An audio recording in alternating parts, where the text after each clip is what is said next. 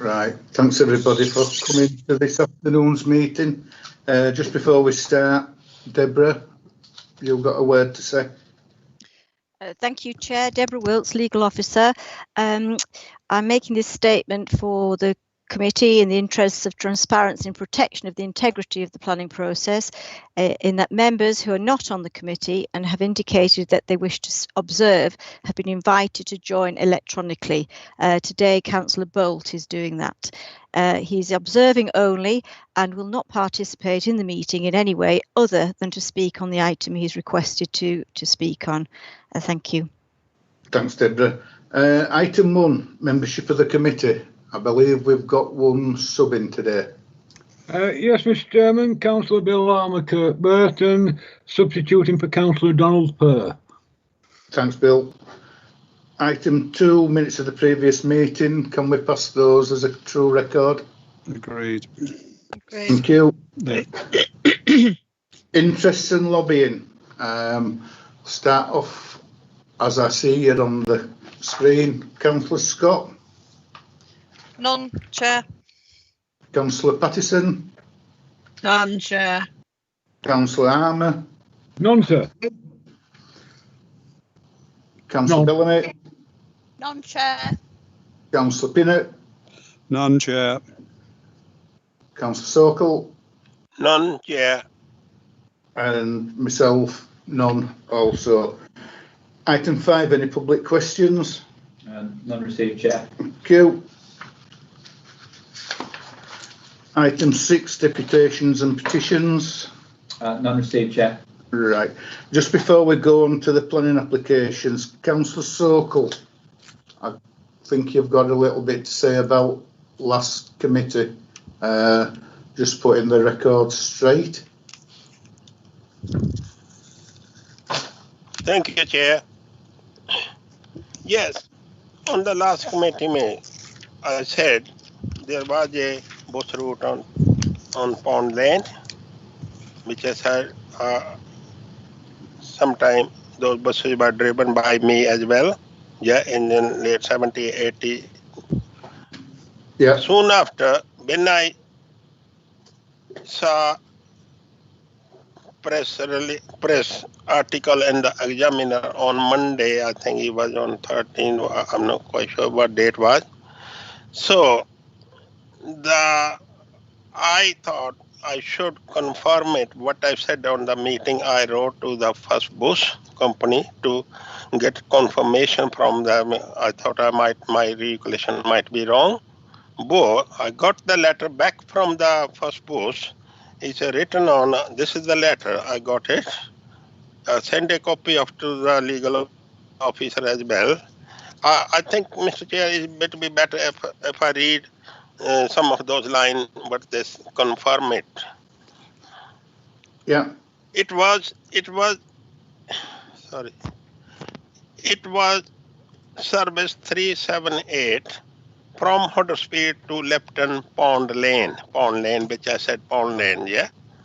Operated on long single-deckers or double-decker buses. This was half-hourly service from Monday to Saturday only, and finished at about 18:30 hours. This particular service was discontinued from around 2002 or 3 when First Bush decided to cut back on a lot of commercial services because they could not afford to run some buses which was subsidized. That's my statement, Mr. Chairman. What I will do, I will send a copy of this one after to the press if they need it to make it clear. Yeah. Right. Thanks, Mohan, for that. Thank you. Thank you, Chair. Right. Item 7, planning application. This is page 23, and it's Southgate at Huddersfield.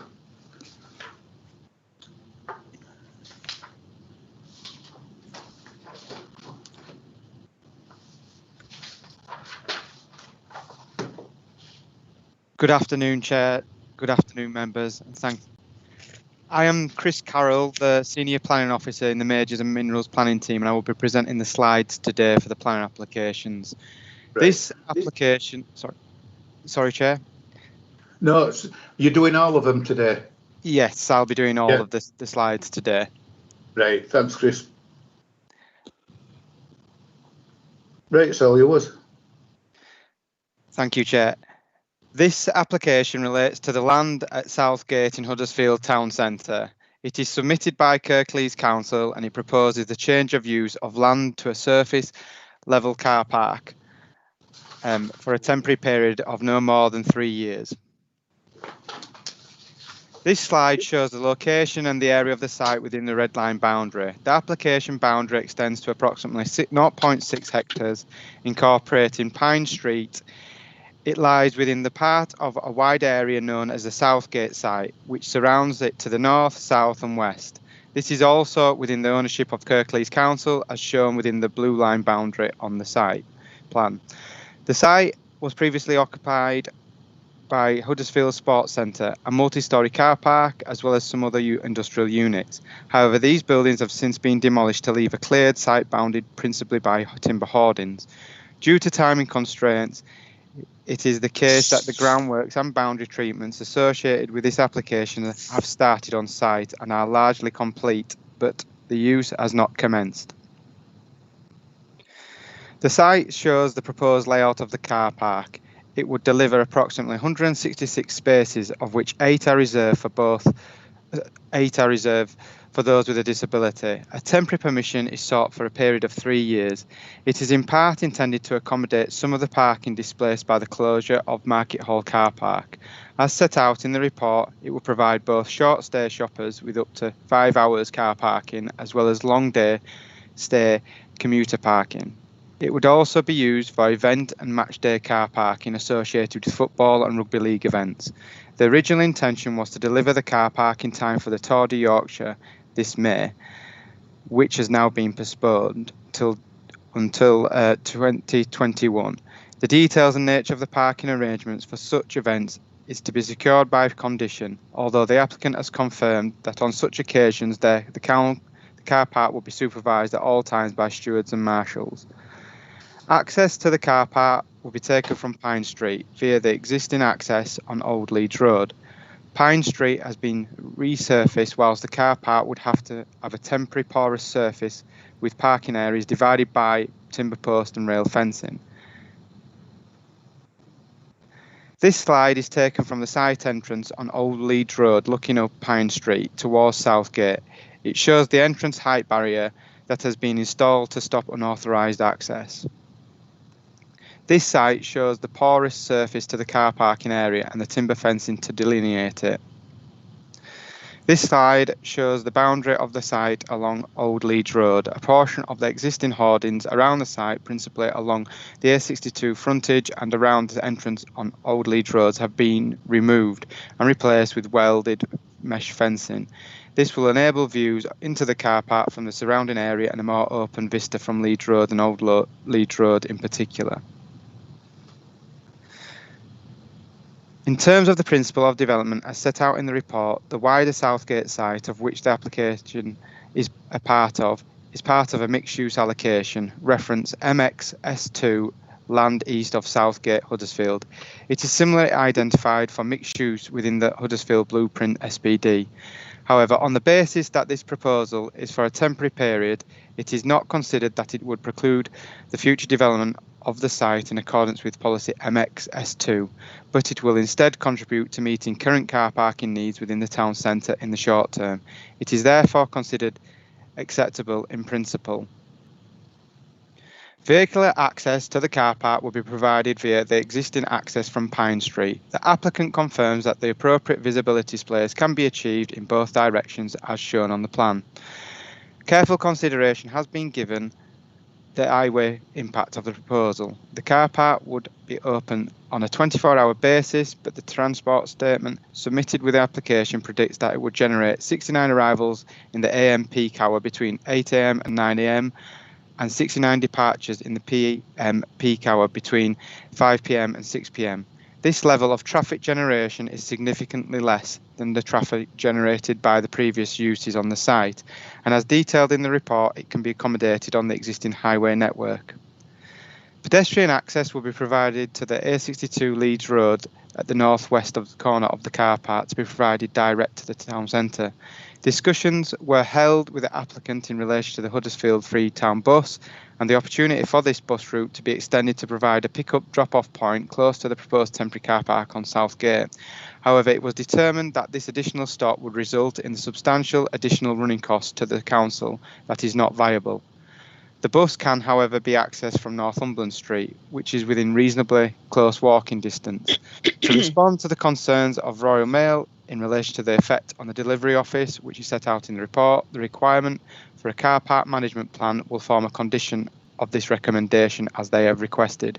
For these reasons, the proposal is considered acceptable with regards to highway safety and capacity. It has been considered with regard to air quality, as the site lies within the Huddersfield Town Centre Air Quality Management Area, and mitigation measures are sought by condition to ensure that its impact is acceptable. The final slide shows the landscaping scheme. This slide shows the measures that are proposed to improve the appearance of the car park for its lifetime. In addition to the replacement of the hoardings around of the site and improving the appearance of those that are remaining that I referred to earlier, new landscaping is also proposed. As shown on the plan, this will include the planting of a wildflower mix on areas to the north and south of the car park. In addition to these, trees are in containers will be planted along the southern edge of the car park and along the pedestrian access route. These measures will serve to soften and enhance the appearance of the car park for the temporary period of its use. Overall, the proposal is considered to accord with the relevant policies in the development plan, and it is recommended for approval subject to the conditions set out in the report. Thank you, Chair. Right, thanks, Chris. No speakers, Chair. No speakers, so councillors, it's over to you.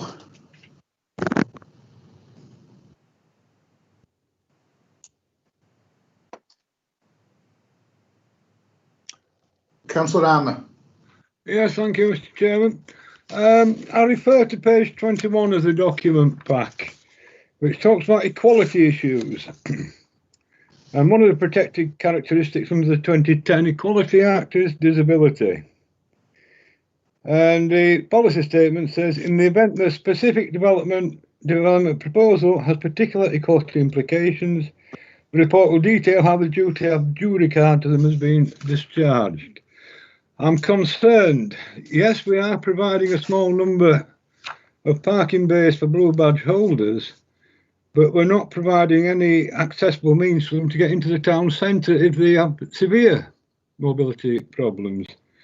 I'm concerned that we've dismissed the idea of a town bus service. I don't think that this council is upholding its duties under the Equality Act.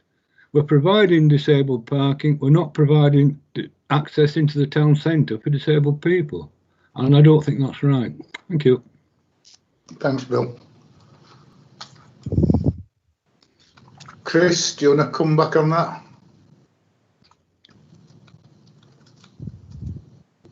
Can I say something? I hear what Councillor Armour is saying, but there are disabled parking places throughout the town centre. Yeah, if I may, Mr. Chairman, with the pedestrianisation of the town centre that's ongoing, and with the barring of traffic from numerous roads in the town centre, we're actually making it more and more difficult for blue badge holders, disabled people, to access town centre venues. And I don't think this is right. It's an oversight in the master plan, if you like, and it's been reinforced with this application. Thank you. All right, Bill. Any more? Councillor Scott, I think, on the list. Cathy? Yeah, Councillor Armour's brought up about accessibility with disabled people, and I think we've worked really well because we have actually got quite a lot of parking spaces within town. It's not about bringing in barriers for them to stop. I'm happy to support this application. It's a temporary one for 3 years. It's going to relieve the pressures that we have at the moment within the town parking, the loss of the car park in the marketplace. has a detrimental impact. So I think that, you know, looking within the town centre where we can use land, I think the council's done a really good job on this. So I'm happy to support it, and yeah, look forward to it happening. Councillor Pinnock. Thank you, Chair. Yes, I went to look at this site yesterday, and one thing puzzled me, and that is the fact, why is just this part of the site being used? It did occur to me that you could actually use more of the site that's there to create more parking. And going back to the point that was made about the town bus, it does strike me that if it was a larger car park, it might be made more economic for the town bus to be given a stop nearer the car park if there were more people using the car park. The other point I want to make is in relation to Royal Mail. When I first read this, I thought, I don't know what they're talking about, and are still not absolutely sure what the significance is in relation to the operation of the delivery office. I mean, I know perfectly well where the delivery office is, and it struck me that it didn't seem to conflict very much with the comings and goings from this car park. And I mean, I hear what they're saying, but I still don't understand it particularly. And I agree that nothing should be done to obstruct the working of the delivery office, because as we all know, the mail must get through. Generally speaking, I have no problems with this, subject to the satisfactory resolution of the issue that Councillor Armour has raised. Thank you. Thanks, Andrew. Councillor Pattison.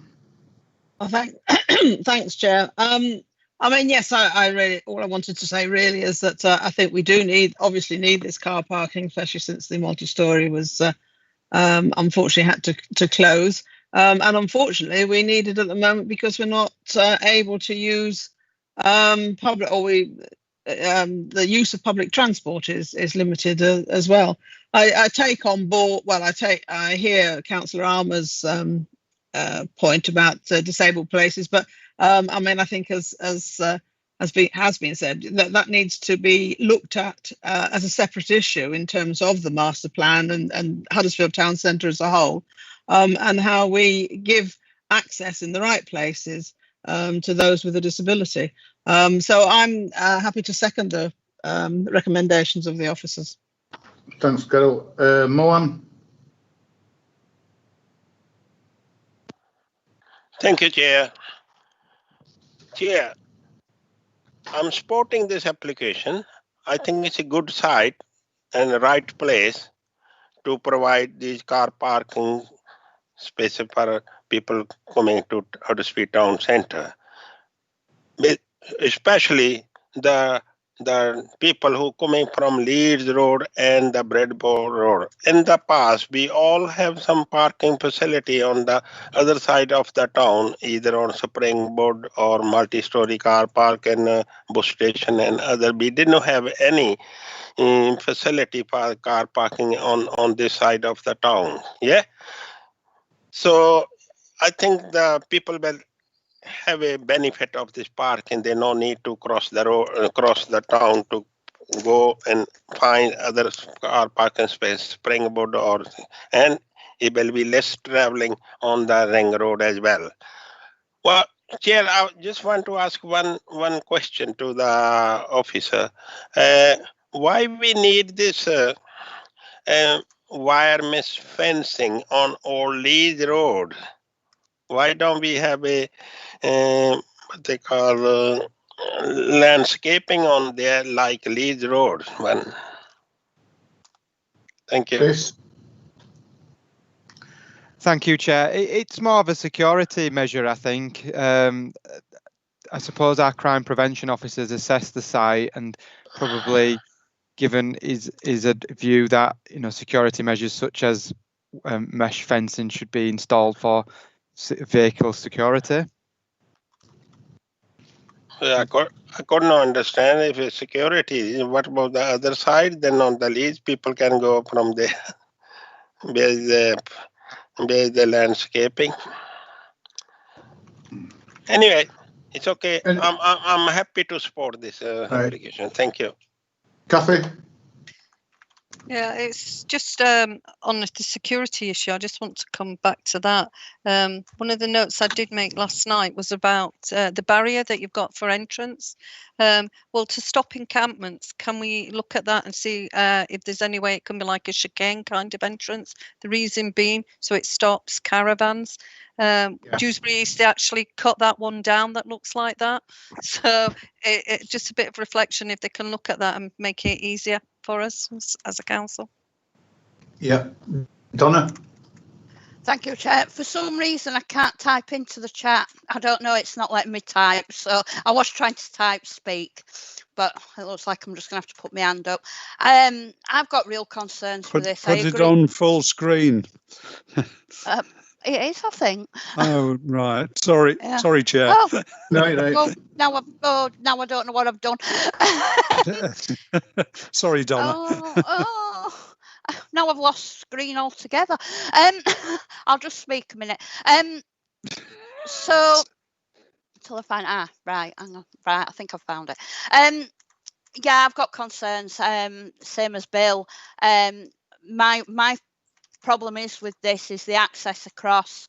And I think that, we seriously do need to look at getting some sort of bus route that takes, the disabled access across there, because like you say, if it's, if you've got serious mobility problems, you're going to have problems getting across into the town centre. It just seems to be too far out, is my concern. Thank you, Chair. Any more? And one thing, that's a good point, Kathy, that you brought up about just trying to look at something to make it harder for, encampments to be set up, because let's face it, we do know that they can get in to where water can't get in, some of these people that are going around. So if there's a way that we can look at chicaning it one way or other, but it has been moved by Councillor Scott, seconded by Councillor Pattison. Richard, okay. We can go down. Okay, so this is to vote for the officer's recommendation to approve the application. So if I could go to Councillor Armour first, please. I'll abstain on that for the grounds I've said. Councillor Bellamy. Yeah, I'm going to abstain as well. Thank you. Councillor Pattison. For. Councillor Pinnock. For. Councillor Scott. For. Councillor Sokol. For. Councillor Hall. For. So that's 1, 2, 3, 4. So that's 5 that have approved, voted for approval, and 2 abstain. So the recommendation, so the application is approved. Right, next item, page 39. This is New Way Road, Salendine Nook, and this is the school. Chris?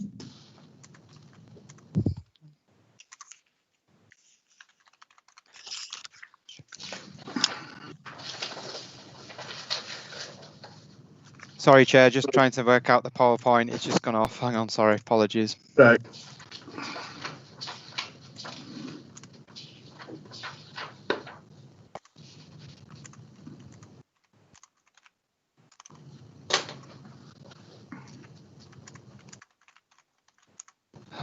Apologies about this, Chair. No, you're right.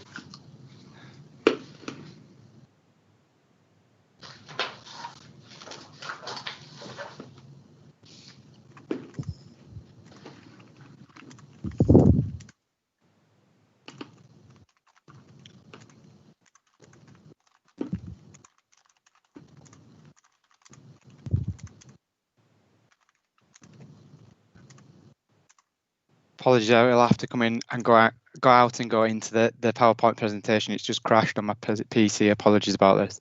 Again. Right.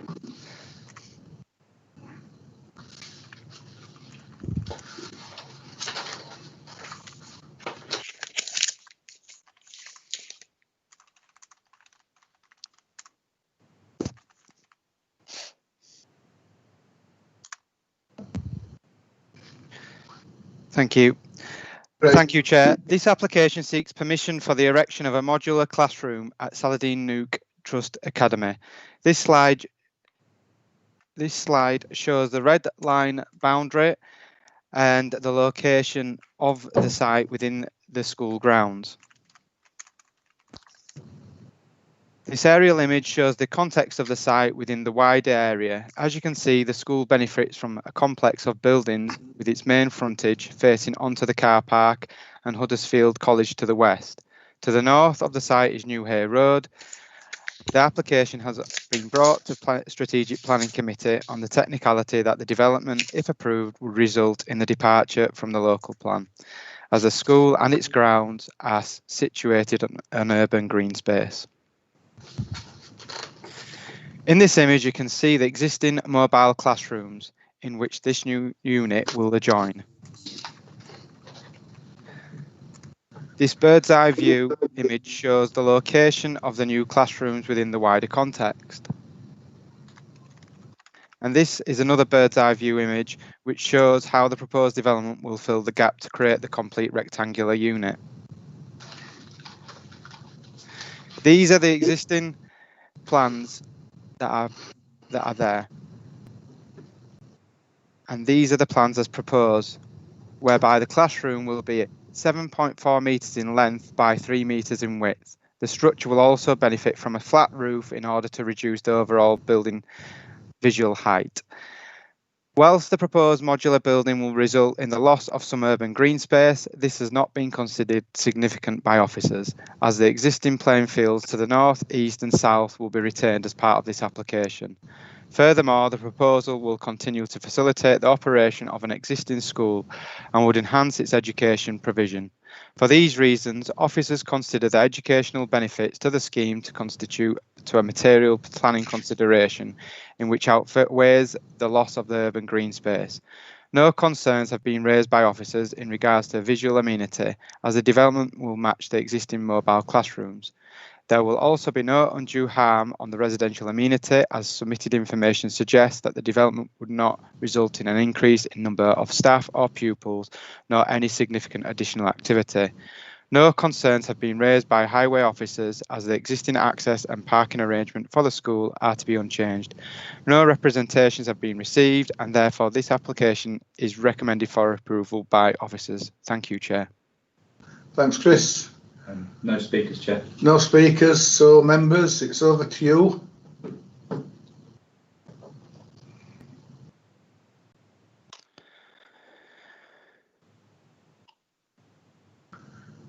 I know somebody's put the name, Carol. Yeah, thanks. Thanks, Chair. I mean, just to say that I move this recommendation. Yeah. I don't know whether or not this is a necessary requirement to help the school open in the next few weeks because of the social distancing that's needed, but because it's actually a very small addition to some existing porta cabins. But I'm very happy to move this. Thanks, Carol. Can we have a seconder?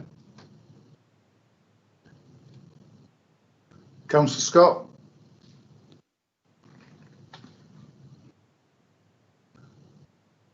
Chair, can you hear me?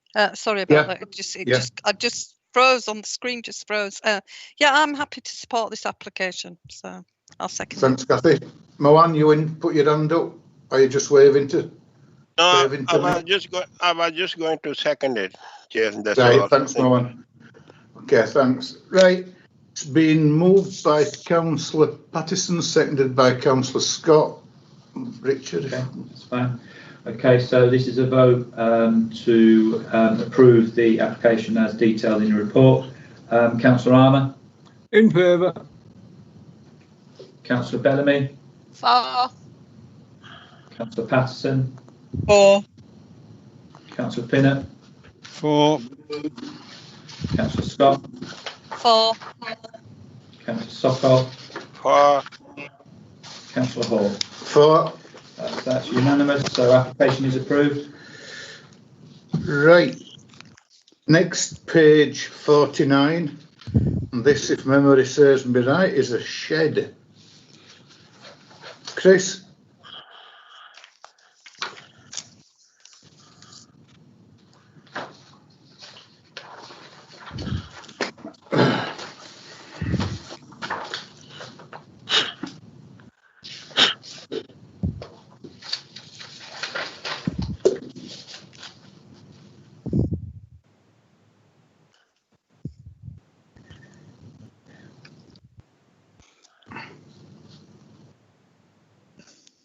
Right, Chris, when you're ready.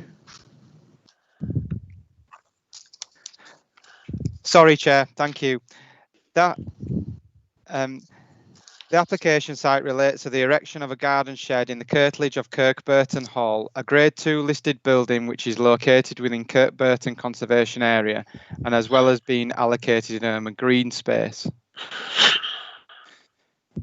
This is an aerial image of the site in question. As you can see from the site layout plan, the garden shed is located within the grounds of the former manor house and will be located at a significant distance from the listed building itself. This is the photo of the shed. Planning permission is sought for the retention of the garden shed at the site. As you can see from the photograph, the garden shed has already been built and is constructed from timber. The application is being heard at committee due to the development representing a departure from the local plan. The reason being is that the proposal represents development on a site identified as urban green space for its contribution to a visual amenity, landscape and biodiversity benefits. However, given the small scale of the garden shed, along with the fact that the garden shed is acceptable from a residential amenity, landscape and biodiversity perspective, the principle of development is considered by officers to be acceptable. There will be no highway safety issues and the council's tree officer and ecologists are satisfied with the development. They have no neighbour representations received and the development is recommended for approval. Thank you, Chair. Thanks, Chris. No speakers, Chair. No speakers. Councillor Armour. Yes, thank you, Mr. Chairman. As a local ward councillor as well, I think nothing whatsoever wrong with this. I'm happy to propose opposite recommendation. Thanks, Bill. Councillor Scott.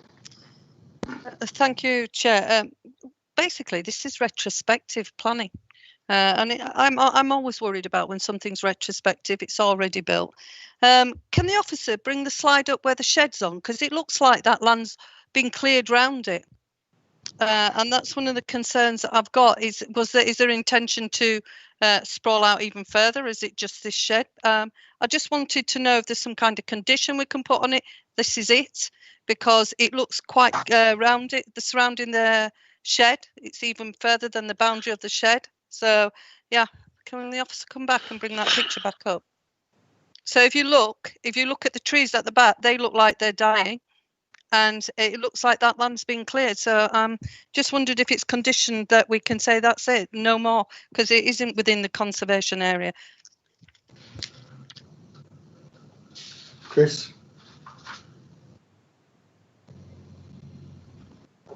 Thank you, Chair. I understand the tree officers have been consulted and are happy from that point of view that councillor has referred to. That's all I can say on that matter. Donna. Thank you, Chair. I'll second Councillor Armour. As you know, looking at this, I can't see any major problems with it, so I'll second. Right.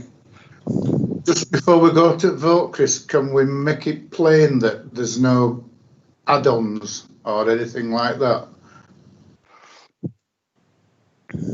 Thank you, Chair. I will make sure that officers who are dealing with the application make the applicant aware that there's no add-ons, like you said, with the application. Yeah. Thank you. I must admit, when I saw this, I thought, you know, what the hell are we doing with this? I thought Jeremy Beadle were going to jump out of that shed at some point when I saw it. But right, moved by Councillor Armour. Oh, Matthias. Very quickly, Chair. Yeah, it is retrospective. I think they didn't realise a shed would need permission, and in a lot of instances they don't. There are no protected trees affected by this development, so we are conscious of that relationship. Any further developments would need a planning permission, so that's the control the council has. Thanks, Chair. Right.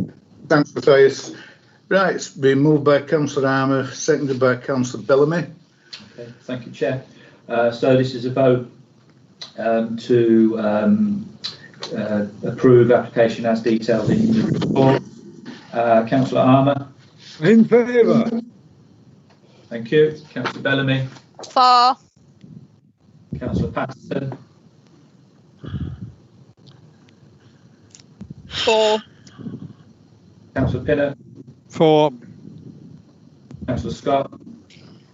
I'm for, but that it is put in a condition that no further development, because this is retrospective, so they did it retrospective, so they could do it again and do it retrospective. So I would like to say that no further development there. Okay, thank you. Councillor Sokol. Yeah, I agree with Councillor Scott, and I'm for that. Thank you. Councillor Hall. For. Thank you. That's unanimous. So the application is approved. Right. Next, we're revisiting New North Road at Huddersfield, but I think it's third time. This is page 57. And it's up to you again, Chris. Thank you, Chair. This is an application for full planning permission for the conversion of buildings at Highfields Centre, New North Road, to residential use, creating 33 flats.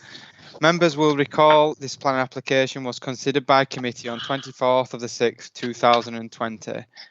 A decision was deferred to allow the applicant to submit further viability information related to a rented scheme, which is what the applicant proposes rather than for sale scheme, which is what the applicant earlier viability evidence related to. The site was previously in educational use by Kirklees College. The site has two main buildings, both Grade 2 listed. These are connected via a more recent link building and tower.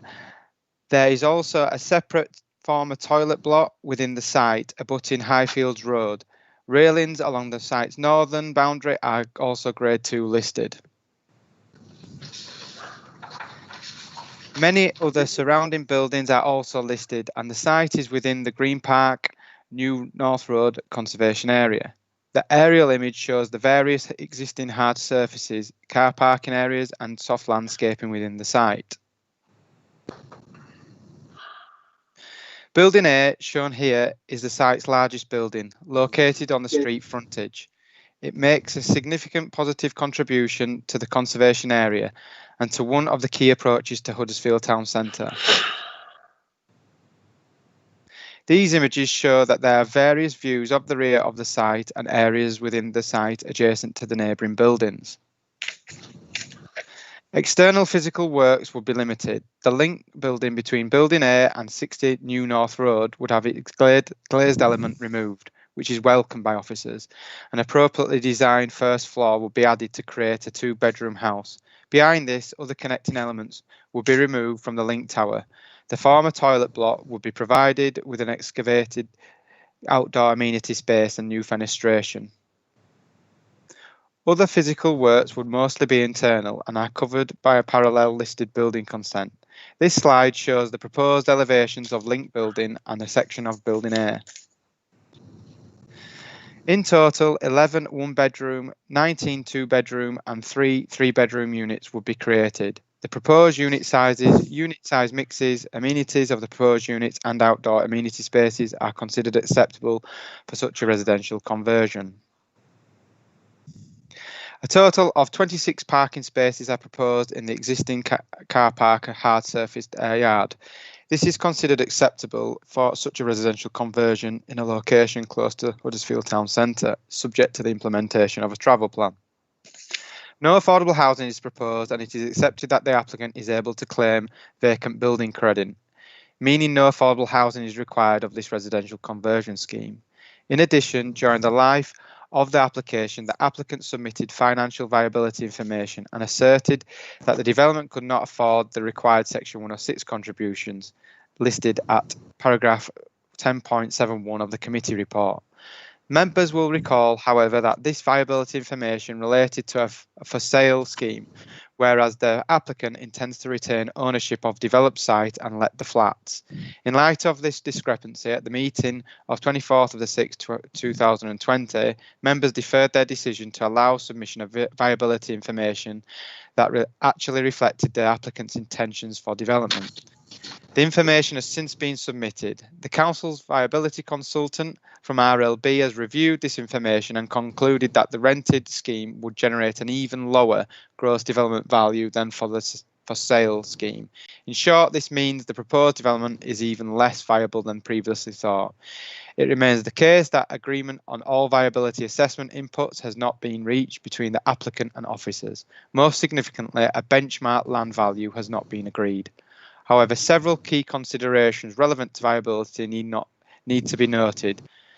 Low profit levels present risk to an applicant pursuing a flatted residential scheme at such a constrained site. No alternative reliable benchmark value can be identified. Any overpayment for the site will have been made to Kirklees College, a local organisation dedicating to provide services of significant public benefit. Furthermore, significant positive weight can be attached to the public benefits that the scheme would bring, particularly the securing of the future for the site's currently vacant and prominently listed buildings and the windfall of 33 residential dwelling units, which strongly accords with the local plan policies and the Huddersfield Blueprint, which encourage town centre and near town centre living. With all these matters taken into account in the balance of planning considerations, and bearing in mind the council is free to determine what weight should be given to the viability considerations, it is recommended that the unmitigated impacts of the development, in this case in relation to education, open space provision and sustainable transport, are outweighed. Members should note that the applicant has withdrawn an earlier offer of £15,000 towards a contribution towards public art projects. This affects the balance of planning considerations. However, officers still consider the public benefits of the development to be significant enough to outweigh the harm. Viability matters are set out in more detail in the committee report, and John Barber from RLB is present today to answer any questions on specific viability matters if required. Having regard to the benefits of the proposed development, again, approval of full planning permission is recommended, subject to conditions and a Section 106 agreement. If this application is approved by committee, the parallel listed building consent application would be approved under delegated matters. Thank you, Chair. Thanks, Chris. No speakers, Chair. Right, with no speakers, Councillor Armour.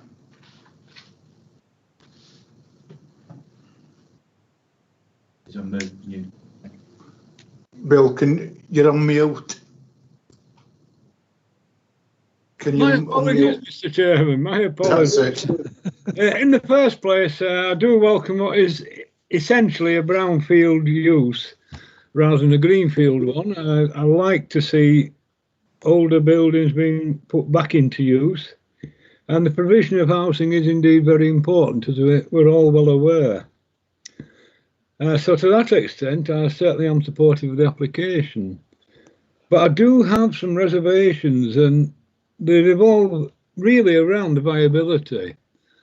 And looking at condition 2, which is on page 58, the establishment of a management company for management and maintenance of any land not within private curtilages, etc., and including surface water drainage.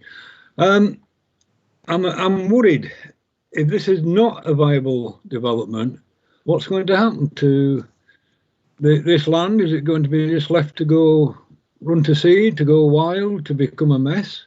If the company is not viable, if the management company folds, it is a worry for me. I wonder if officers could advise on that. Thank you. Chris?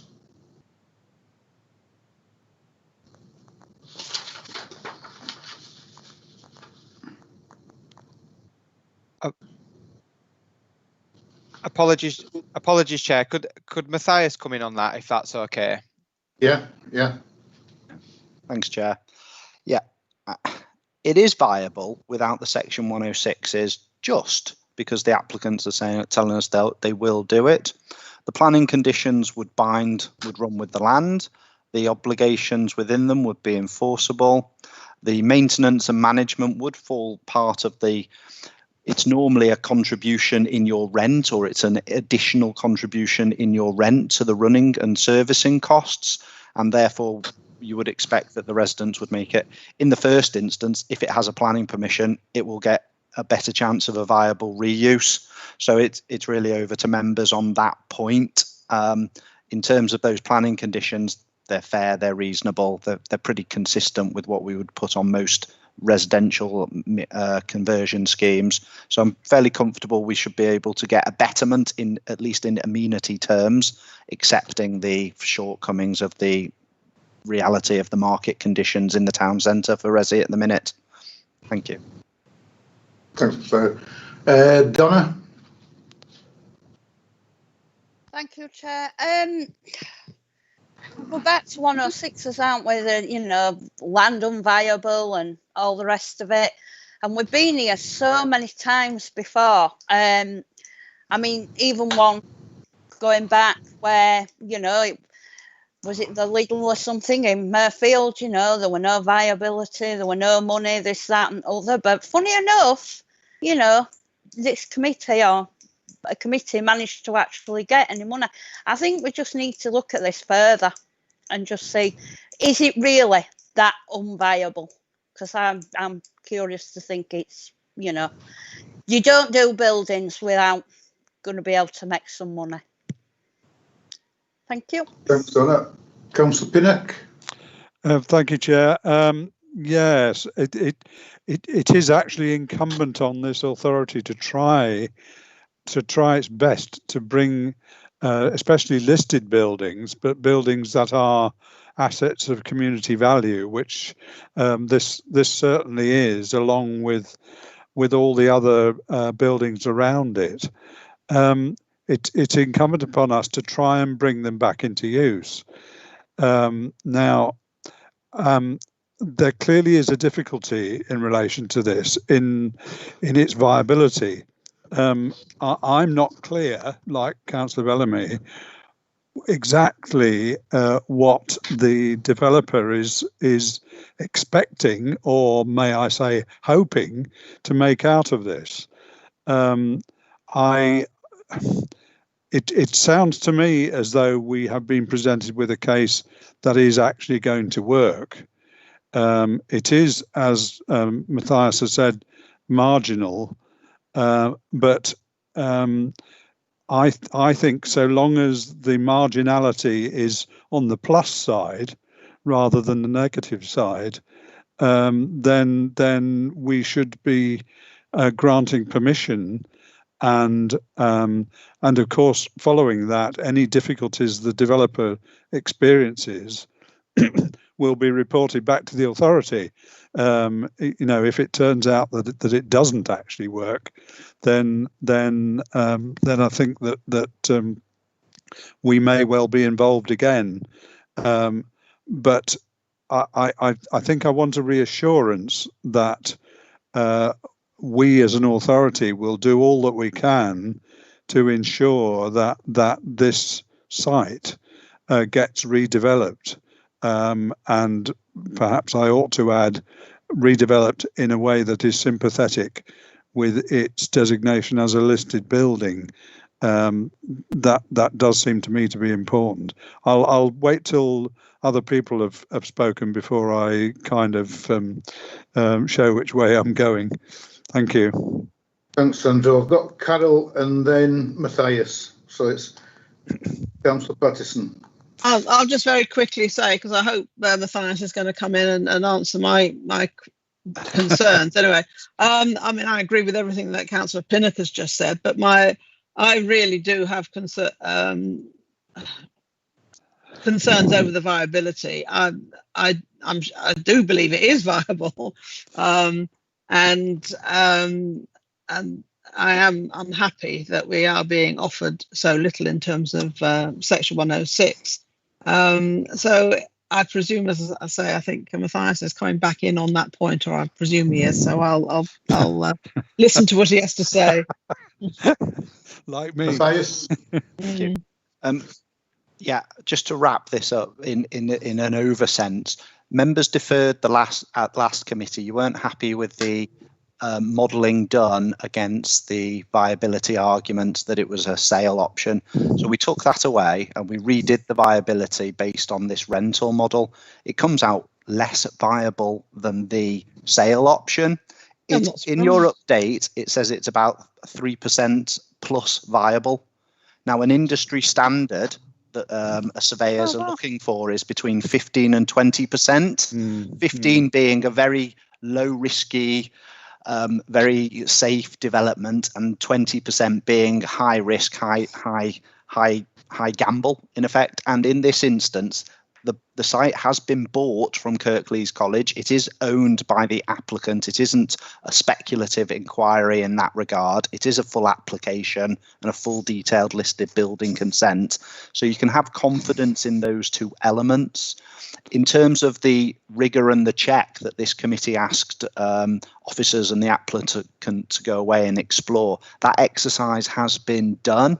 So I can't think that there's anything more we can ask or challenge back on based on the it's viable, but it doesn't generate a significant profit. That's the reality. And in Huddersfield itself, we don't have a great deal of open market new build or open market conversion schemes coming forward. So the risk, in my view, with the heritage element and the sensitive need for restoration that it'd have to be paid for, it does seem a risky development. Therefore, on that basis, I think we have to recommend it quite strongly back to you.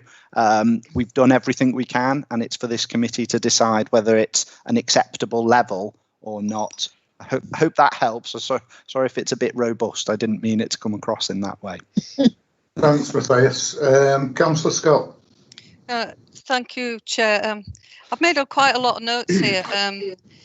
I think it's nice to see an old building being converted into something, and I think the people in Newsham would welcome it, because a lot of these listed buildings over time, while they're being listed, a lot of the financial money's behind it to maintain them. It drains away over time. So for me, I'm happy to support the officers' recommendations in this, because I think over the long term it'll far outweigh, if it just ends up an empty building remaining there. And I have got my concerns about the 106. However, I've got every trust in the officers, so I'm going to move this application. Right, thanks, Cathy. Councillor Pinnock. Thank you, Chair. Yes, I will second that. I think, like Councillor Patterson, I was waiting to hear what Matthias said, and what he has said gives me enough reassurance that it will be viable. As I said earlier, I think that well, no, I didn't say this. We have to dip our toe in the water to a certain extent, because I think, going back to my original point, this is a prominent listed building which will be seen by everybody coming into Huddersfield from that side, and it's important that it doesn't deteriorate. It's a really strong image that people will see when they're coming, and I have the reassurance that if there is any problem with developing this site, that the authority will, I hope, get involved to try and make sure that it does happen, because it's in all our interests. So I second it. Any more? No. Right. I must admit, I agree with everything what people have said. It is a prominent building, way into town centre. We need it. I'd rather see it being made into living accommodation rather than going to rack and ruin. So it's a difficult one, like you say, towing the water kind of job, but I fully support it and hope it goes down well. So, moved by Councillor Scott, seconded by Councillor Pinnett. Richard, if we... Yeah, no problem. So this is a vote to support the officer recommendation to approve as detailed in the submitted report. So Councillor Armour? I do have misgivings, but I will support it. Councillor Bellamy?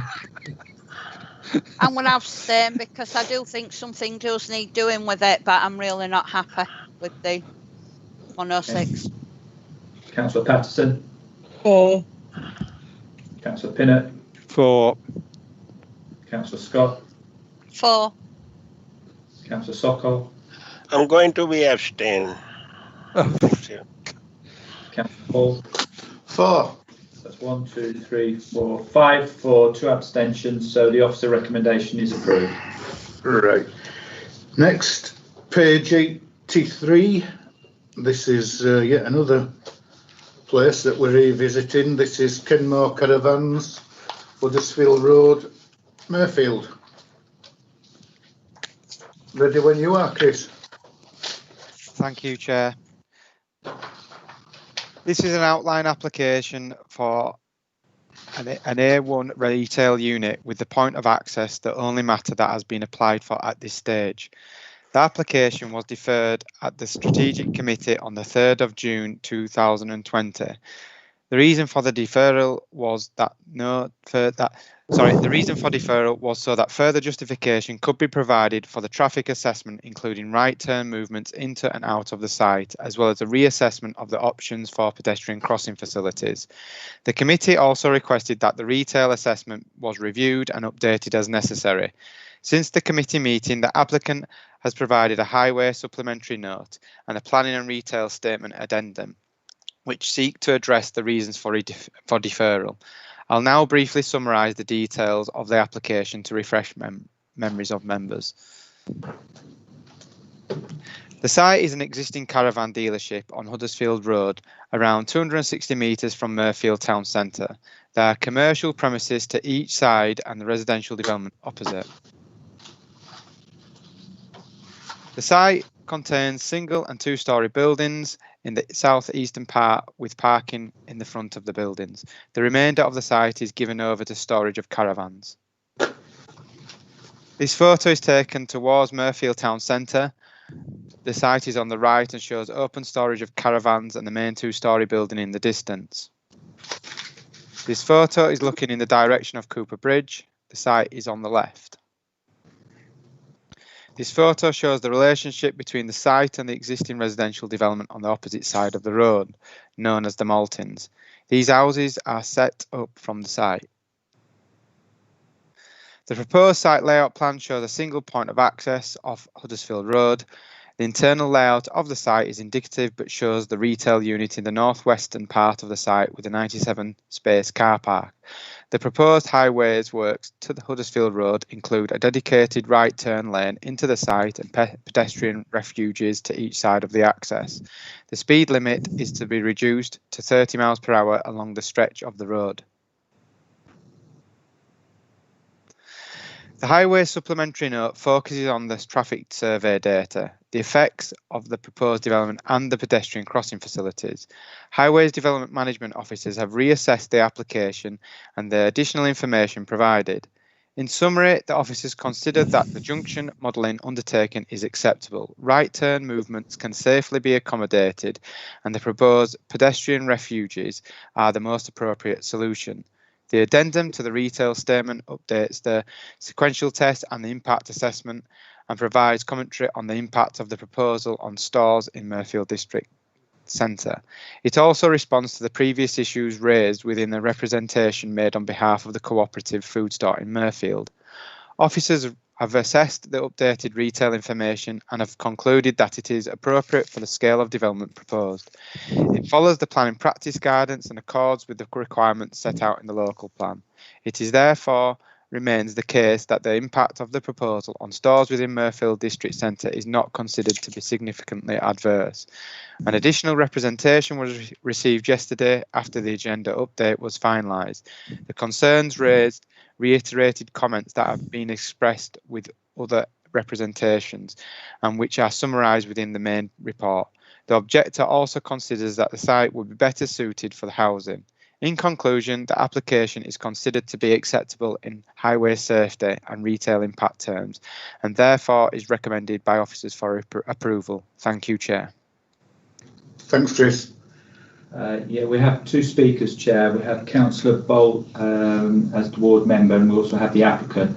I think I thought Councillor Bolt was in the meeting, but he may not be. So, oh, he is. Yep. He is. So that's fine. So you can invite Councillor Bolt. Right, Martin.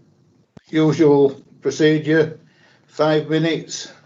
Starting now. Did you say 15 minutes, Steve? No, absolutely not. Committee, once again, there's a chance for Kirklees to place itself as an exemplar for active travel, road safety and maintaining traffic flow on our principal routes. If members had their own recommendations to what I think fairly laissez-faire recommendations on the paper. Committee should note that the site layout is said several times to be indicative. So where it is said that the layout is not conducive to safe pedestrian crossings, the solution is simple. Change the layout to remedy that. It is contested that there isn't sufficient pedestrian crossings currently to warrant safe signalised crossings. The same could have been said for the retail facility on the A62 at Bradley, where the former Woodman pub was. As those of us who know, that is now a very well used facility. If the developer hadn't provided it, the level of usage now would have meant that Kirklees ratepayers would have been providing at probably £100,000 that pedestrian crossing. Let's not fall into that trap here. There was an incorrect statement made last time where the developer said Kirklees had supported that safe pedestrian crossings can't be put on a 40-mile-an-hour road, which this one won't be anyway. Again, look at Bradley. That's a 40-mile-an-hour road and there's plenty of crossings on it. So that statement was incorrect and Kirklees should have corrected it. Surely Aldi, or whoever's moving in, want those people living within walking distance, and I hope staff will clarify how far one is expected to walk to facilities. They would want them to walk rather than drive. There is a part of the report on 10.61 which is misleading, as it refers to potential effect on existing parking to the east of the site. Yet, if members look at the overlay that you were just showing of the site frontage, the pedestrian entrance is to the west of the site and west of the maltings, therefore not in the area that staff were saying would affect parking. You may seek clarification on this, that a safe pedestrian crossing where those pedestrian refuges are will not impact on crossing as parking as it is. I'm concerned that the only representative of emergency services, the police liaison officer, never speaks about emergency access to premises and how flow for emergency vehicles is maintained on the road. They talk about other things. The committee is also being given incorrect information in the retail assessment. It refers to the former Thirsty Man pub. Can I categorically state this is not an Indian restaurant? It is part of the successful Capri restaurant chain.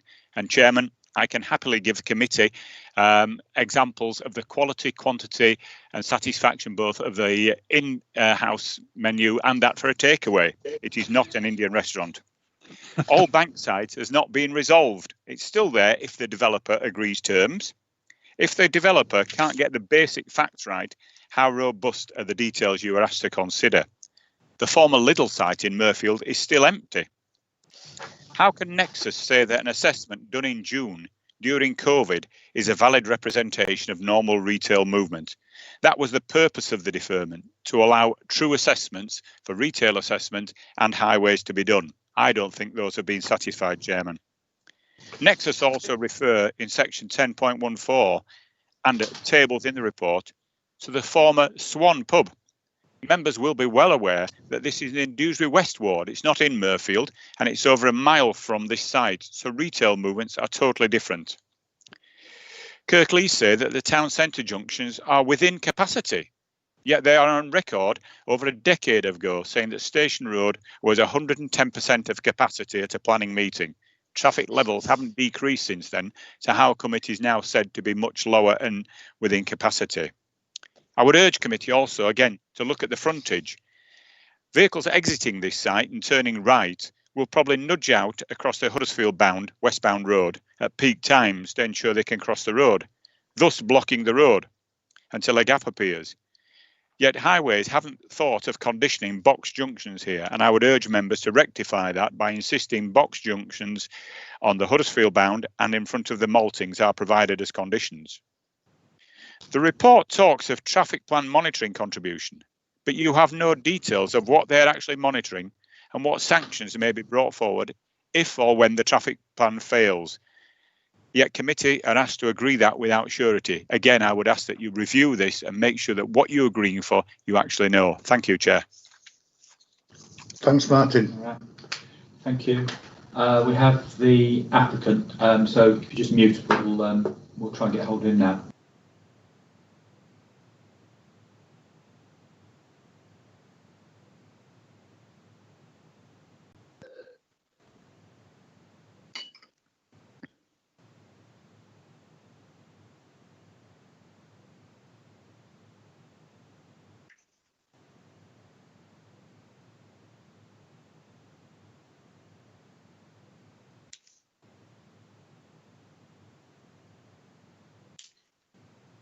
Do you want me to tell you about food in Thirsty Man, Steve?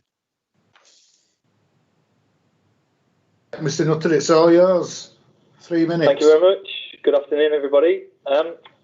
When this application was last considered at committee, I think as has been suggested today, there were 2 areas that members were seeking additional clarification on to make sure that the recommendation was robust and up to date.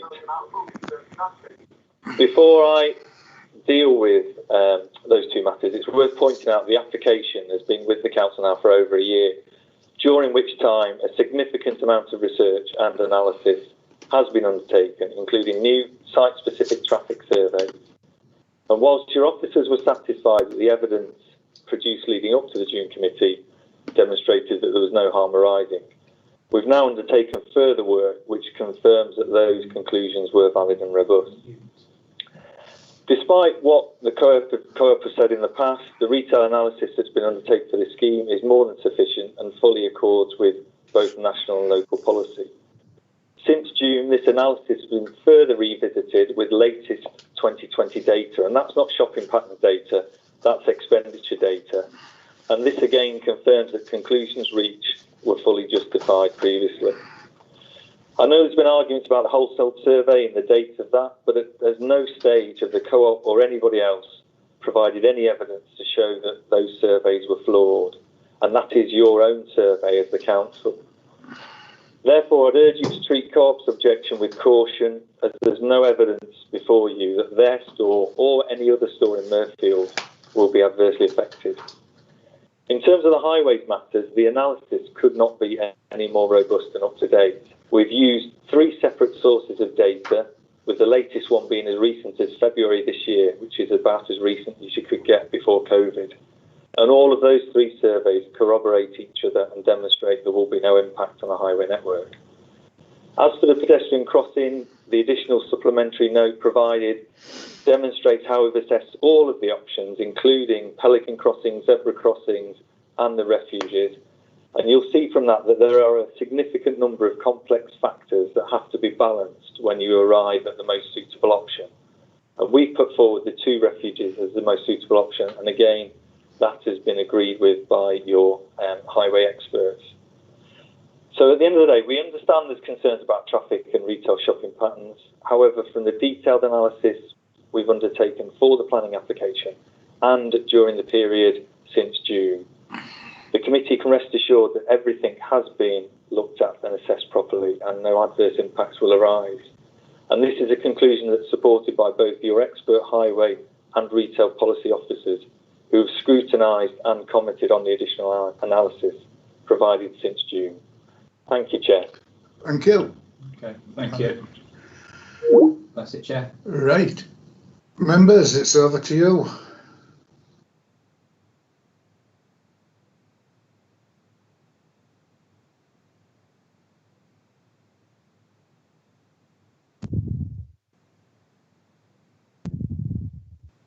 Councillor Bellamy. Thank you, Chair. I've still got some really serious concerns about this.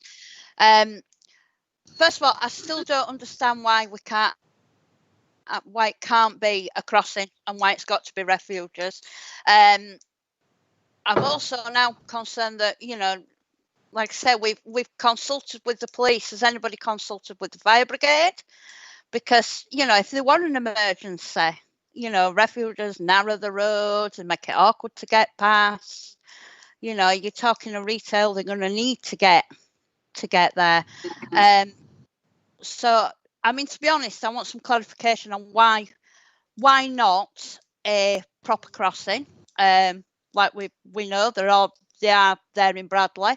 I travel that road lots, to be honest. In fact, I've been travelling it more than enough this last couple of weeks. You know, and it does get busy. Obviously, at the moment, it is probably a bit quieter because of COVID, but, you know, it does get busy. And I just think, you know, you put a refuge in the middle, they're not very wide, are them? So if you've got, you know, mother with pram or anything like that, you know, I think they're more dangerous than a proper crossing. So can I have some clarification on why not a proper crossing to start with? And I'll leave it at that for now and see what others say. Andrew. Thank you, Chair. Yes, Councillor Bellamy's mentioned one or two things that I was going to talk about, including the question of a crossing. I mean, I hear what the Highways report says, but Councillor Bolt made a very good point in terms of people turning right out of the site, and it does seem to me that is a bit of a weak point in this. And the ability to turn right is going to be compromised, I suspect, by traffic going into the town centre, and to some extent the level of traffic coming out of the town centre. So I think we need an answer on that, and also the analogy that Councillor Bolt drew with the Bradley development, where a bus gate has in effect been put in, and a crossing, and it does seem to me that does work quite well, even though it's in a, I think it's in a 40-mile-an-hour zone, but I could be wrong. I'm not sure that all the I's have been dotted and all the T's crossed. Thank you. Councillor Scott. Yeah, a lot, Chair's already been said. I agree with what's been brought up about the turning right issue, but I think we need to revisit why we deferred this application, because there seems to be other things that are creeping back in again that we need to be very careful. We were satisfied with some of the stuff, and we asked the applicant to go away and supply further information. So I'm just going to hold off at the moment, but I'm actually satisfied with what the applicant has come back with. Thanks, Cathy. Right.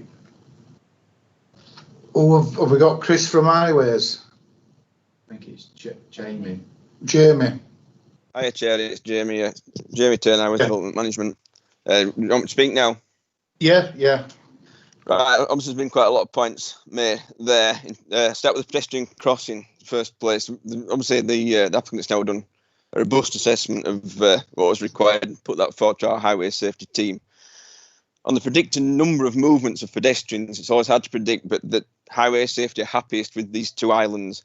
They say that, for one, in terms of location, because of the maltings, because of the existing accesses, because of the access for this development, you couldn't have the pedestrian crossing in the desired location where people would want to cross. We could put it towards, we'd want it towards Mirfield, because that's where the bulk of pedestrians would be coming from, and that's how it would affect the parking on near Doctor Lane and the health centre there, because it'd have to be so far in towards the town centre. If you had it the other side, obviously it's away from the desire line for where pedestrians wish to cross. So it might be that people will take a chance and cross both lanes rather than walking past the site they're trying to get to and come back the other way. Urban traffic control, the signals team have been consulted as well. They weren't especially keen on having another set of lights coming through Mirfield and holding up traffic again, in part because of the capacity issues, I suppose. But because of that, because there are existing signals, and because cars platoon through the town centre or coming away from the town centre, it does give scope for there to be gaps in the traffic for people to cross.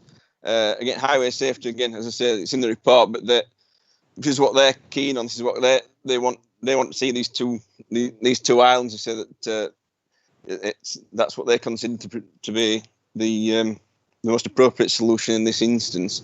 Because of the numbers, because of the lower numbers, sometimes when they're below the requirements for a controlled crossing facility, where they expect them to be this time, for one, pedestrians don't wait for the signal, so take a chance at crossing, but also drivers get used to the lights being at red, being at green. So when they are at red, if they've driven through every day, sometimes that's when you tend to get like drive-throughs where drivers just aren't anticipating the lights to change because it's ill used. In terms of the capacity of the junctions, as mentioned by Councillor Bolt, Station Road in particular, the modelling that they've done for this development actually would suggest a reduction in queuing on Station Road onto Huddersfield Road, a reduction of movements of 28 per hour, because obviously the people who would be using Lidl or currently are using Lidl may choose to use this new site instead. And it doesn't really generate. I know Chris said in the previous committee that it doesn't really generate that many new journeys. People go to the supermarket and they choose which one they're going to go to before they set out. It's not as though, to give an example of Home Firth, probably 10 years ago they only had the Co-op. I don't know if Sainsbury's in the central, what used to be Lodgers, was open, but now there is a little an Aldi. It's not meaning people are going out in the cars more often, just going to a different site. Right turns out again was covered probably because vehicles are platooning as they come out. There are natural gaps in the traffic, and again the modelling has suggested that it does work. There will be queuing within the site, but it's not to a capacity that we'd be concerned about. Box junctions were mentioned. They should be used for vehicles turning in off the main carriageway rather than trying to get out. But I don't think it's something that would be particularly concerned about if that was something that members would like to see. In terms of the fire brigade, fire engines getting in and out, it's a wide load route, so both lanes will still be 4.2 metres wide, which is more than acceptable for a fire appliance to get in and out of the city town. Sorry, and I think that's covered everything that the members have said. Also, I can't say any further questions. Thanks, Chair. Right, thanks, Jeremy. Kathy wants to come back. Kath? Yeah, Chair, I just want to move this application and support officers' recommendations. Thanks, Kath.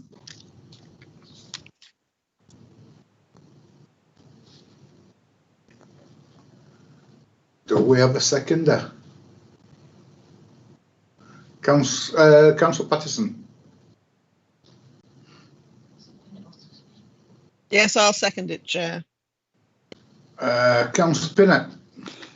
I was just going to do the same thing. Sorry. Right. Well, it has been moved by Councillor Scott. It has been seconded by Councillor Pattison and backed up by Councillor Pinnock. If we go to the, Yep. Okay, that's fine. We'll go to the vote. This is a vote for to accept officer recommendation to approve the application as detailed in the submitted report. Councillor Armour. I'll abstain on this. Councillor Bellamy. Against, because I just don't think enough's been sorted with the access and the crossing at all. Councillor Patterson. For. Councillor Pinnock. For. Councillor Scott. For. Councillor Sokol, For. Councillor Hall. For. So we've got 1, 2, 3, 4, 5 who voted for the application, 1 against, 1 abstention. So officer recommendation is approved. Next, we move up to page 107. This is Westfield Lane at Wyke. Chris? Thank you. Thank you, Chair. This is an outline application for the demolition of one dwelling house and the erection of a residential development and associated works with the details for access at land adjacent to 115 Westfield Lane, Wyke. The application site is on unallocated land in the local plan. It consists of an existing large development plot that can be found between the settlements of Wyke and Scholes. It measures 0.69 hectares in size and slopes downhill by approximately 7 metres from the northeast to the southwest. The site is accessed from Westfield Lane. As shown in the aerial image, the large detached dwelling is denoted by a pink marker and is set back from Westfield Lane to the north and found within mature landscape grounds. Trees and dense vegetation define the site's edges, some of which are along the site's northern, eastern and southern boundaries, are protected by tree preservation orders. The public footpath runs adjacent to the site's eastern boundary, and beyond the public rights of way, there is a recent development of 5 detached dwelling houses on land that was formerly occupied by 1 dwelling house. Land to the west is very much open countryside and designated as green belt. Views towards Wyke and further afield can be achieved from the dwelling house. These images show the dwelling in question to be demolished. The 2 top images show the front of the house and the bottom 2 show the rear of the house. The images show the changes in topography across the site with the dwelling house on elevated land. These images show the garden curtilage and the existing vegetation. The top 2 images show the vegetation at the front of the dwelling house likely to be affected by the proposed access works. The bottom 2 images show the rear garden and the relationship with the public rights of way and the neighbouring recent development. Taken from Westfield Lane, this image shows the existing gated access into the property and the adjacent public rights of way. This slide shows the existing access arrangements would be adapted to facilitate a greater number of residential dwelling units at the site. The plan indicates the loss of mature vegetation and some protected trees. The officers stated that a number of trees on the site are in a poor condition and raises no objection to the principle of the proposal, subject to further information being provided at reserved matter stage. This slide shows the site, how the site could be indicatively designed with the provision of 15 dwelling houses set around a cul-de-sac arrangement. If this application was to be approved, then matters of appearance, landscaping, layout and scale would be agreed at the reserved matters stage. Officers consider that the principle of access point to facilitate a larger residential development at this site is acceptable for the reasons set out in paragraphs 10.1 to 10.10 of the committee report.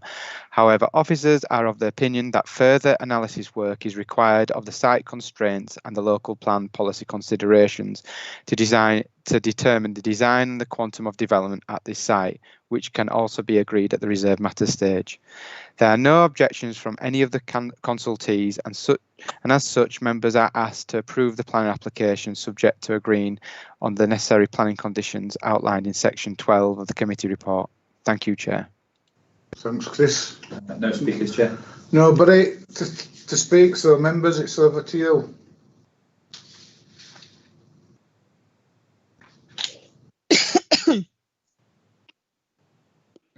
Chair, I'd already indicated. Right, Andrew, yeah. Right, thank you, Chair. This, members will note, is for quite specifically the demolition of the house and the redevelopment of the site. What I want to try and propose is that we do not get the house demolished. It's a building I've known for many years, and I went and had a look at it this morning as well. just to make sure that I was secure in what I was going to propose. I think this site could be developed without demolishing the house, because there is room to get an access road that goes round it. It's an unusual house. It's getting on for 100 years old, which is in that sense it's not the same as any of the buildings around it, and I think we have to be careful in looking after what might be described as assets of community value, even if they're not listed.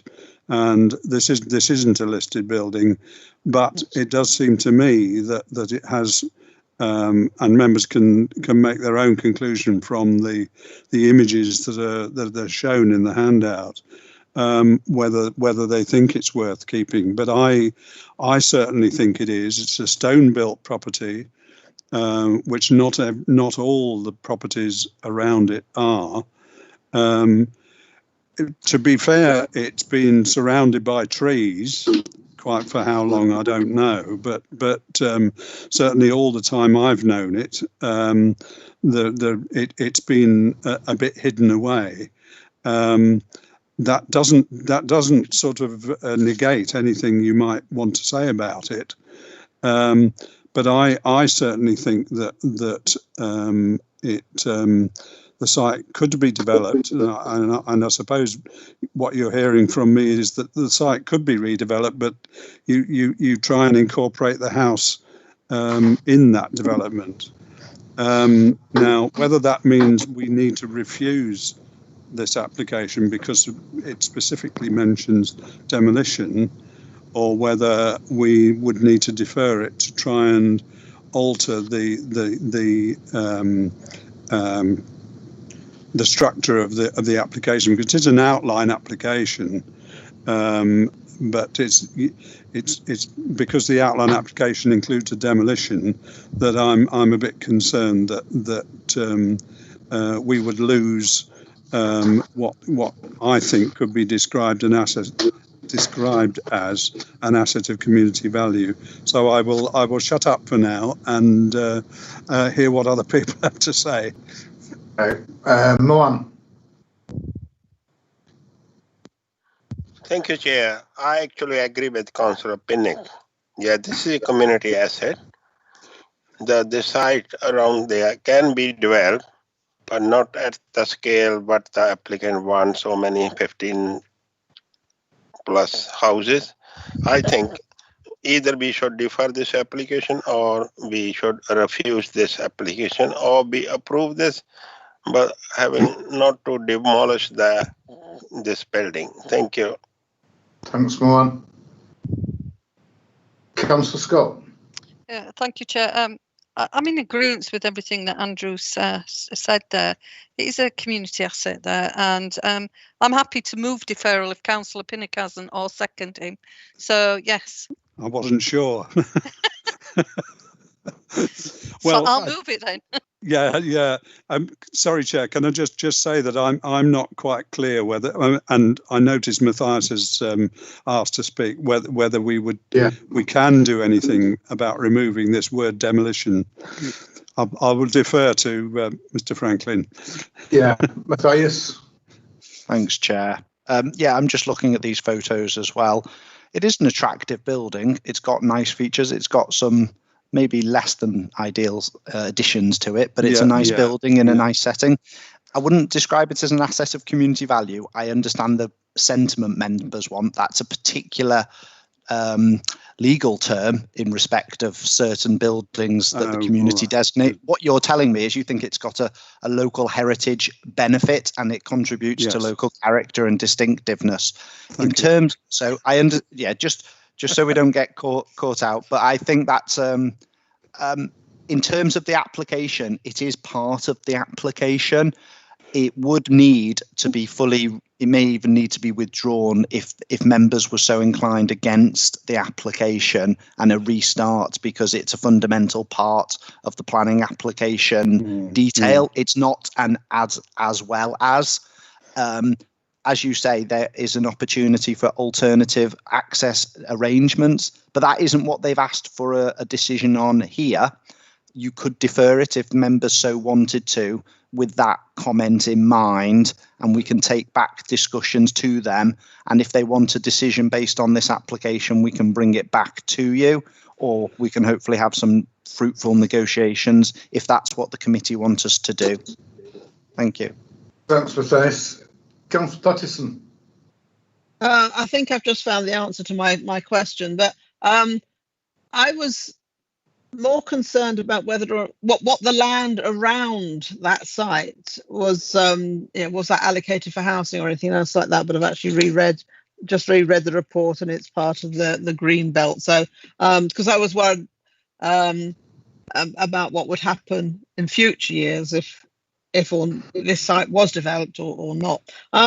I have to say, though, I disagree that I think it's a wonderful building. The original building might have been okay, but it has been, I think, corrupted by so many add-ons, as Matthias said. I think it looks a bit of a mess now, to be honest. And I also, well, I don't know. It's difficult to tell, isn't it? But I'm not sure that you could, again, you'd have if you were to develop around the building and have a road going in front of it or something to get to houses at the back. Again, I think it would be a bit of a mess, but that's just my thoughts. Councillor Pinner. Yes, thank you, Chair. As I say, I did go and look at it this morning, and I am quite sure that it could be developed with leaving the house where it is. I do accept that not all of the house, as it now stands, is what might be described as a heritage asset.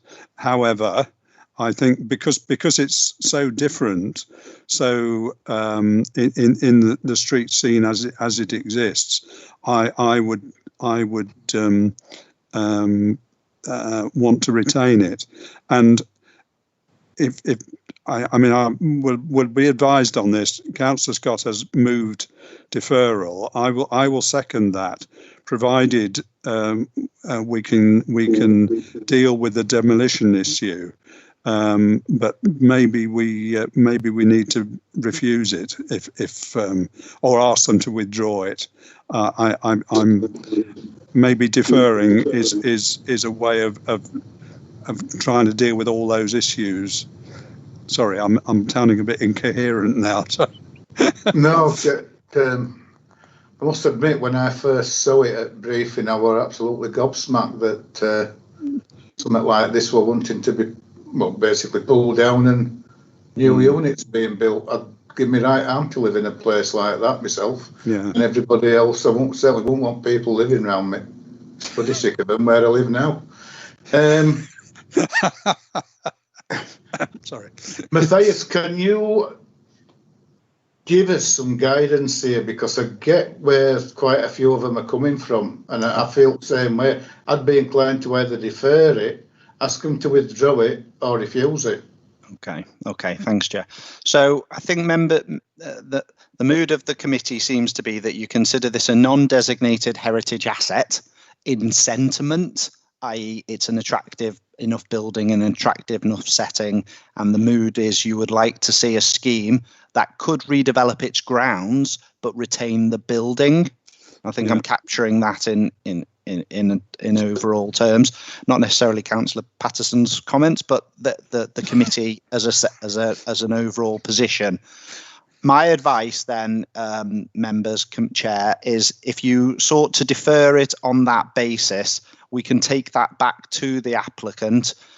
If they're disinclined to engage in that, we will bring it back, and members, we won't change our recommendation, but we will bring forward the recommendation, and you can make a decision on the basis of whether you think it's acceptable or not. But we will negotiate with them, because you're the decision maker, and you've alluded to an aspiration to keep the building, or as much of the building as you can, and you are comfortable, it sounded like, to redevelop its setting, and we'll take that away. So there's a positive news for the applicant, but there's something for them to consider. My view is it would be a fresh planning application because it's fundamental to this application to demolish. So we would ask them to withdraw if they're inclined and come back in and engage with members accordingly. Yes. So if that's okay, I'm happy to take that back to the applicant, and we'll come back to the chair and the committee in due course. Thank you. Yeah. Members? No, thank you very much, Matthias. That's very helpful. My seconding the motion to defer stands. Right. It has been moved to defer by Councillor Scott, seconded by Councillor Pinnock. Deborah, you happy with those reasons to defer?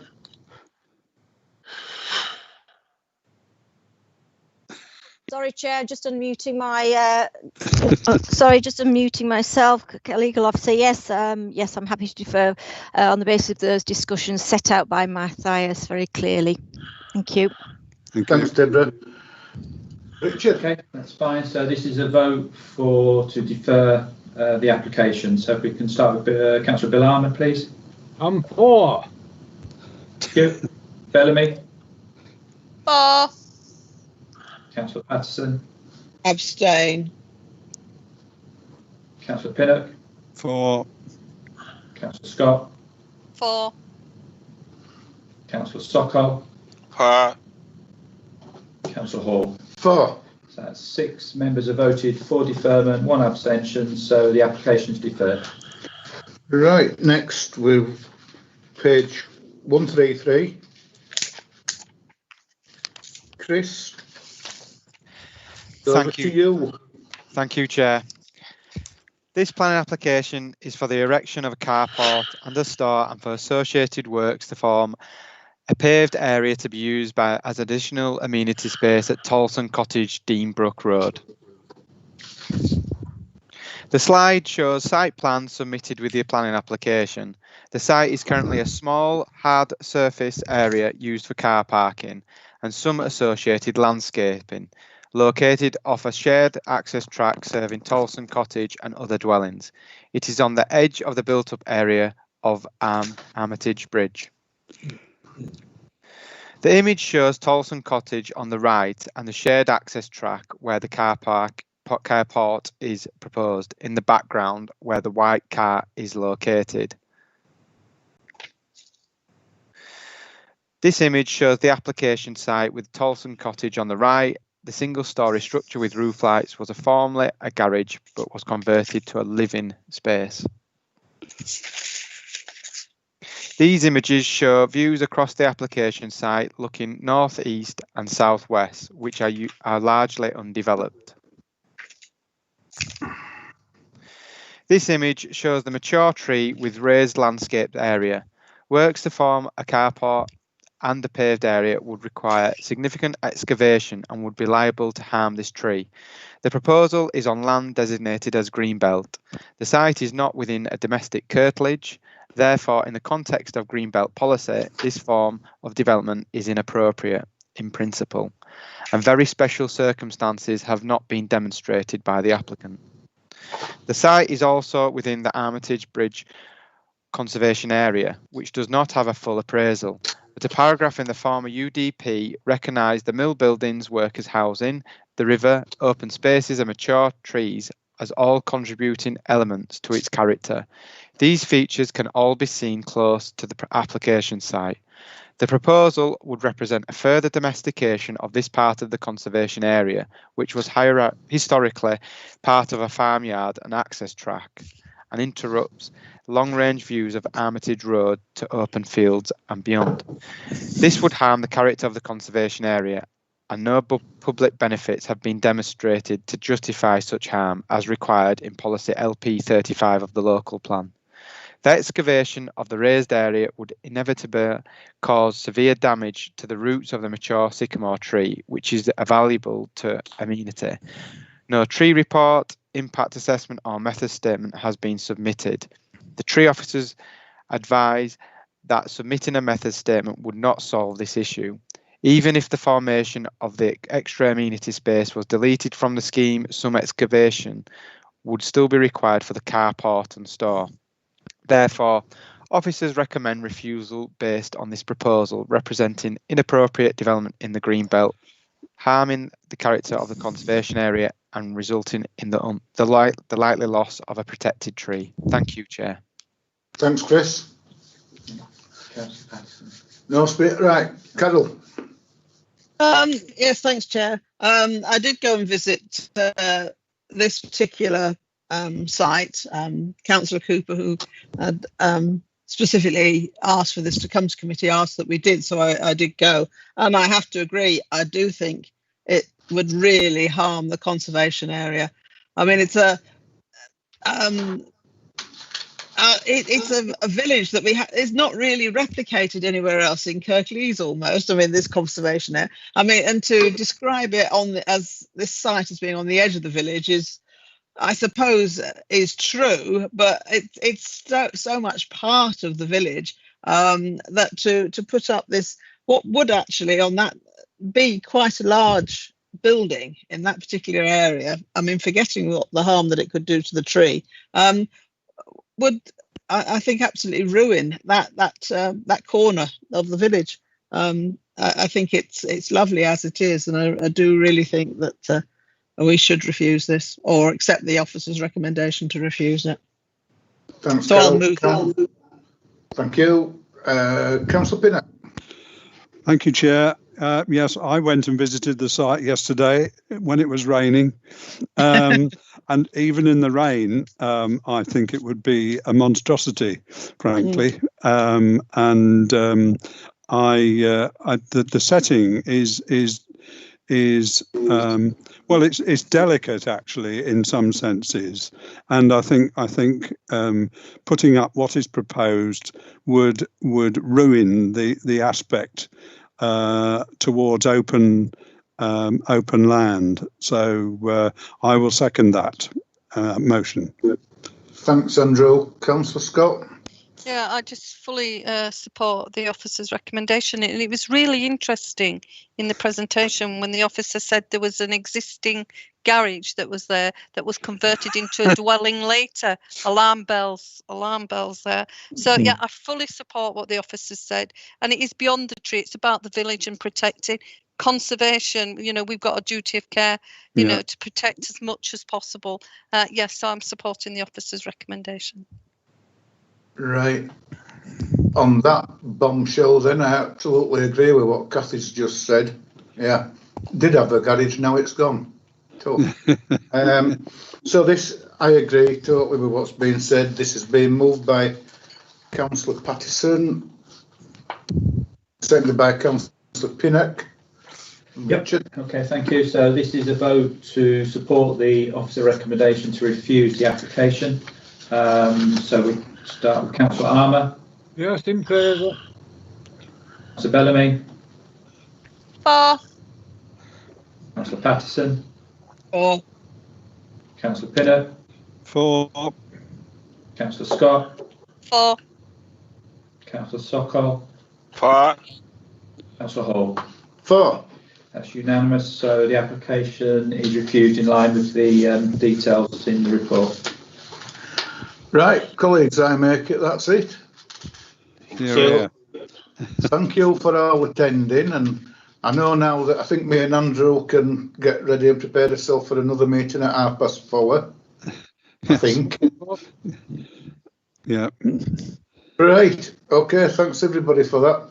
And I'll, you will know that our meeting on the 8th of September has been cancelled. So I think it's the 16th of September.